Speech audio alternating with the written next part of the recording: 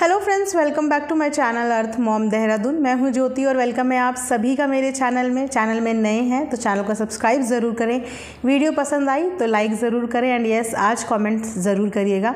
Last में आपको खुद ही पता चल जाएगा रिएक्शन के कि आपको एग्जैक्टली कमेंट करना क्या है। मुझे बोलने की बिल्कुल भी ज़रूरत पड़ेगी नहीं कि आपने कॉमेंट सेक्शन में क्या लिखना है। तो सृष्टि आयुष, आज मैं एक न्यू व्लॉगर अपने रिएक्शन में ऐड कर रही हूँ और एक न्यू व्लॉगर इंट्रोड्यूस कर रही हूँ अपनी सारी ऑडियंस के साथ। मेरी एक प्यारी सी सब्सक्राइबर का रिक्वेस्ट आया था और उन्होंने मुझे बताया कि सृष्टि आयुष जो व्लॉगर हैं उनकी लाइफ में अभी एक बहुत बड़ी ट्रेजेडी हो गई है और वो चाहती थी कि मैं इस पे बात करूं। तो मैं उन्हीं सब्सक्राइबर की रिक्वेस्ट पे मैं आज पूरा रिएक्शन आपके लिए लेके आई हूं और आई होप कि आप लोगों को रिएक्शन पसंद आए। तो सृष्टि आयुष की जो सास हैं, यानी कि सास नहीं मैं माँ बोलूँगी इनफैक्ट, क्योंकि उन्होंने सास बन के नहीं माँ बन के एक बहू को अपनाया और किन कंडीशंस में अपनाया वो स्टोरी अगर आप आज सुनेंगे तो आप लोगों को बहुत अच्छा लगेगा और आप लोग कहीं ना कहीं उनको इतनी दुआएं देंगे कि मुझे बोलने की ज़रूरत भी नहीं पड़ेगी। सृष्टि की दूसरी शादी है। सृष्टि की पहली शादी से सृष्टि के 2 बच्चे हैं और 2 बच्चे और एक औरत को अपनाया आयुष जी ने और सबसे बड़ी बात कि अपने घर की बहू बनाया उनकी मम्मी ने।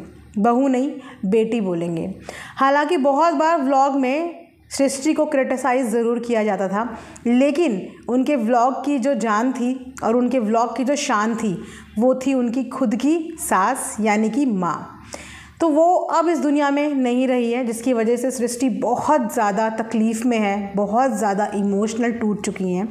पिछले 10 दिन से लगातार उनके व्लॉग आ रहे थे अपनी सास की हेल्थ अपडेट्स को लेके। वो पीजीआई में एडमिट थे और काफ़ी दिन से आईसीयू में वेंटिलेटर में थे।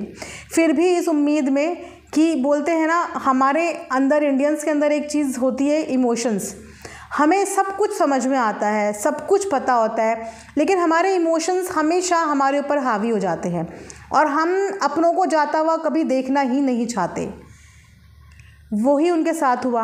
बहुत लोगों ने उन्हें कमेंट सेक्शन में ये भी बताया कि कोई फ़ायदा नहीं है, जब 7 दिन हो गए उनकी सास की हेल्थ में कोई सुधार नहीं था, इनफैक्ट बॉडी में कोई मूवमेंट भी नहीं था। बहुत लोगों ने बोला घर लेके चले जाओ, घर लेके चले जाओ, लेकिन कहते हैं ना कि दिल मानता नहीं है। इंसान ये सोचता है कि अगर मैं थोड़ी देर और रखता तो शायद ये बच जाता। अपने ऊपर कभी ज़िंदगी भर का गिल्ट नहीं लेना चाहता, तो वो पूरी जी जान लगाता है कि जो उसका अपना है वो उससे दूर ना जाए। वहीं यहाँ पे सृष्टि और आयुष ने किया। उन्होंने हर वो पॉसिबल चीज़ की जो वो कर सकते थे, लेकिन भगवान के आगे कभी किसी की चलती नहीं है। उनको जो मंजूर होता है वो वही करते हैं। तो उनकी सास अब इस दुनिया में नहीं रही हैं। 10-12 दिन से वो लोग रेगुलर हॉस्पिटल में वेंटिलेटर में उनकी देखभाल कर रहे थे और व्लॉग में पूरी हेल्थ अपडेट दे रहे थे, लेकिन पूरी स्ट्रगल और जी जान लगाने के बाद भी वो नहीं बच पाए। तो आज जब मैंने उनका व्लॉग देखा, मैंने फ़र्स्ट टाइम एक्चुअली उनका व्लॉग देखा जब मेरी सब्सक्राइबर ने मुझे बताया, तो व्लॉग देख के बहुत बुरा फील हुआ और फिर मैं सीधा गई ओल्डेस्ट वीडियोज़ में जहाँ पे मुझे उनकी सास की झलक दिखाई दी। तो जब मैंने वो शॉट देखा तो मुझे याद आया कि नहीं, ये तो मैंने देखा है, ये शॉट तो मैंने देखा है, लेकिन शायद उस समय मैं इतना जानती नहीं थी, लेकिन ये शॉट मैंने भी देखा है क्योंकि वो शॉट्स बहुत वायरल हुए। तो आज इस सास बहू की जो जोड़ी है वो सोशल मीडिया पे मिसाल देती है, क्योंकि एक सास, सोचिए कि तब के ज़माने की सास, और वो अपने घर की बहू एक ऐसी लड़की को बनाना चाहे जिसके ऑलरेडी 2 बच्चे हैं और कभी उसको ये फील भी ना होने दे। इतनी प्राउडली और इतनी प्राइड के साथ अगर कोई सास अपनी बहू को अपनाती है, बेटी बना के रखती है, तो वो सास इज़्ज़त की, प्यार की हकदार है। और ऐसी सास के लिए मेरा तो नमन है। मैं तो अपनी तरफ से यही बोलूँगी कि वो जहाँ भी हैं, जैसी भी हैं, भगवान उनकी आत्मा को बहुत ज़्यादा शांति दे और ऐसी सास, ऐसी माँ हर किसी लड़की को नसीब हो, क्योंकि वाकई में बहुत सारे नसीब ख़राब होते हैं। तो उनकी इस दुख की घड़ी में उनके सब्सक्राइबर्स और उनके जो फेलो यूट्यूबर्स हैं उन्होंने बहुत सपोर्ट किया, क्योंकि सास के ट्रीटमेंट्स के लिए पहले उन्हें बेड नहीं मिल रहा था, क्योंकि पीजीआई में वो उन्हें लेके जा रहे थे, वहाँ उन्हें रेफ़र किया था। तो सब्सक्राइबर्स की मदद से, कुछ रिलेटिव्स की सोर्स से उन्हें बहुत मुश्किल से वहाँ पे बेड मिला। और अभी जब मैंने उनकी वीडियो देखी तो उनके पास वहाँ पे पहुँचे थे नेहा आशीष तिवारी, सचिन, मनीषा और भी 2-3 व्लॉगर्स थे, वो सब वहाँ पे पहुँचे थे। और सास के इस तबीयत ख़राब से 1-2 दिन पहले ही वो नेहा आशीष तिवारी की बेटी का बर्थडे अटेंड करने भी गए थे। वहाँ पे बहुत खूबसूरत, बहुत सुंदर व्लॉग्स देखने को मिले। लेकिन बर्थडे अटेंड करने के आते ही सास की तबीयत ख़राब होने की जो है वो हेल्थ अपडेट्स आने लगे, जिस अपडेट्स को देख के ऑडियंस को बहुत बुरा लगा। और सबसे ज़्यादा टूटी हुई नज़र आ रही है इस समय सृष्टि, बहुत ज़्यादा टूटी हुई नज़र आ रही है। बहुत लोगों को ये कन्फ्यूज़न हो रहा है कि क्या सृष्टि की माँ को कुछ हो गया तो नहीं, सृष्टि की सास जो है वो इस दुनिया से गई हैं। और माँ इसीलिए लोगों को कन्फ्यूज़न हो रहा है, क्योंकि सोचिए कि लोग इतने कन्फ्यूज़ हैं क्योंकि उन्होंने कभी सास वाली फीलिंग दिखाई ही नहीं, तो इसीलिए उन्हें माँ बोला जा रहा है।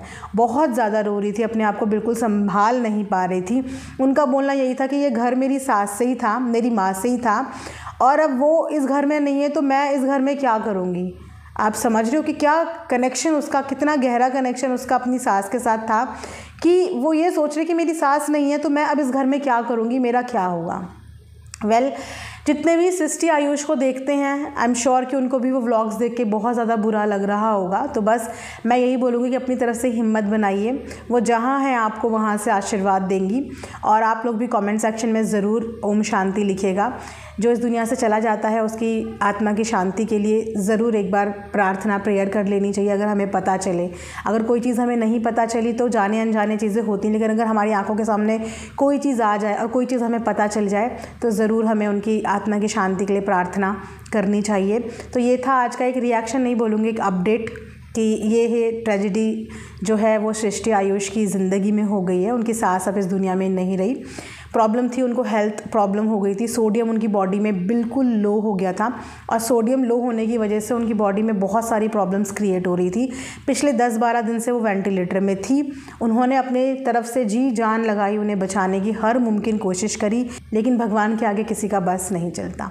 So thanks for watching earth Mom Dehradun.